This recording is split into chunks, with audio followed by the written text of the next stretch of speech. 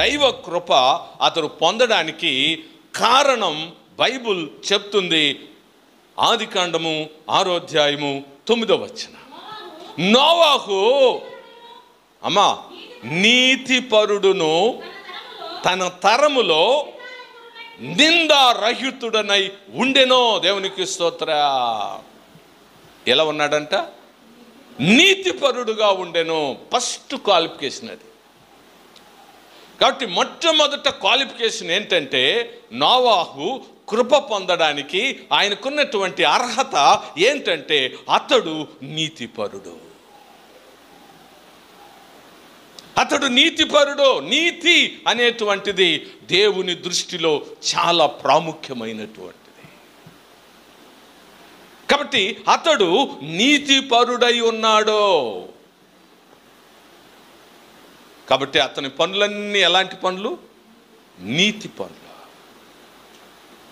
ఈరోజు ప్రజలు ఏం పనులు చేస్తున్నారు? నీతి మాలిన పనులు. నీతి మాలిన పనులు. కాబట్టి ఇతడు నీతిపరుడై ఉండెను. రెండోది, అతడు తన తరము వారందరిలో అతడు ఎలాంటి వాడంట? నిందారహితుడు. అంటే అతనిలో ఏ లోపము, ఏ దోషము, ఏ పాపము లేనేలేదు. ఎవరు కూడా ఏలెత్తి చూపించడానికి అవకాశము లేనటువంటి వాడుగా ఆయన జీవిస్తూ ఉన్నాడు. కాబట్టి నోవాహుకు ఉన్నటువంటి లక్షణాలు, అతడు కృప పొందడానికి ఒకటి నీతిమంతుడై ఉన్నాడు, రెండోదిగా అతడు నిందారహితుడుగా ఉన్నాడు, మూడోది మనము చదివినట్లయితే చదవమ్మా. నోవాహు దేవునితో నడిచిన వాడుగా ఉన్నాడు. ఏంటమ్మా? దేవునితో నడిచాడు. ఒకటి నీతి, రెండోది నిందారహితమైన జీవితం, మూడోది దేవునితో నడిచేటువంటి అనుభవం. ఇంకా నాలుగోది ఏంటంటే 22వ వచనం చెప్తుంది, 6:22. నోవాహు అట్లు చేసెను, దేవుడు అతనికి ఆజ్ఞాపించిన ప్రకారము యావత్తు చేశాను. దేవునికి స్తోత్ర. దేవుడు చెప్పింది చెప్పినట్లుగా చేశాడు. అంటే దేవునికి విధేయత చూపించి ఆయన ఏం చెప్పాడో అవన్నీ కూడా చేసుకుంటా వచ్చాడు.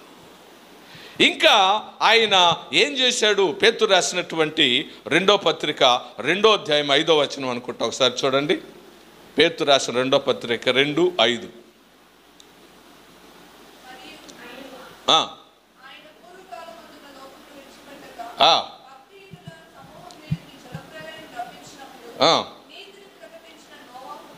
నీతిని ప్రకటించిన నోవాహు. ఆమేన్. దేవునికి స్తోత్ర. నీతిని ప్రకటిస్తూ వచ్చాడంట ప్రజల దగ్గరికి వెళ్ళి. అయ్యా, నువ్వు చేసే పని నీతి మాలిన పని చేస్తున్నావు, అలాంటి పని చేయొద్దు, నీతి పనులు చేయి, న్యాయమైన పనులు చేయయ్యా, నీవు మంచిగా బ్రతుకు, ఇదిగో నీ భార్యను ప్రేమించు, నీ పిల్లలను ప్రేమించు, నీ తల్లిదండ్రులు ప్రేమించు, నీ యొక్క ఇరుగు పొరుగు వదిన వారి ఎడల నీవు మర్యాదగా గౌరవంగా నడుచుకో, నీతి మాలిన వాళ్ళగా నువ్వు నడుచుకోవద్దని నీతిని బోధిస్తూ వచ్చాడు. దేవునికి భయపడాలి, దేవునికి లోబడాలి, దేవునికి విధేయత చూపించాలి. ఇట్లాగా తన యొక్క జీవితంలో అతడు చాలా నీతిగా బ్రతకడం, నిందారహితుడుగా జీవించడం, దేవుడు చెప్పిన ప్రకారం నడుచుకోవడం, ఆయన నీతిని గూర్చి బోధిస్తా తన తరమంతట్లో మంచివాడుగా ఉన్నాడు అని దేవుని యొక్క వాక్యము మనకు తెలియజేస్తుంది. దీనివల్ల ఆయనకు ఒరిగిందేంటి? ఏమొరిగింది అంటే అతనికి తన కుటుంబం, తన భార్య, తన పిల్లలు, తన కోడళ్ళు, తన కుమారు వచ్చినటువంటి భయంకరమైనటువంటి జలప్రళయము నుండి కాపాడబడిరి. దేవునికి స్తోత్ర. హల్లెలూయా, హల్లెలూయా. జలప్రళయం. మనం సునామీ గురించి విన్నాం. సునామీ వచ్చి ఒక 5 నిమిషాల్లో 7 లక్షల మందిని తుడిచేసింది. 5 మినిట్సే.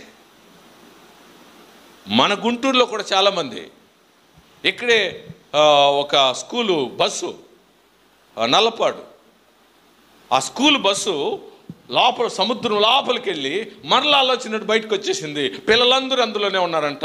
అందరూ బతికారు. దేవుని స్తోత్రం. అంటే ఆ యొక్క బస్సు మీద దేవుని కృప. చాలామంది లక్షల కొలది ప్రజలు తుడిచివేయబడ్డారు. దాదాపు అనేక దేశాలు ఈ యొక్క ఆ సునామీ వలన డ్యామేజ్ అయిపోయింది. దేవుని యొక్క కృప అనేది చాలా ప్రాముఖ్యం.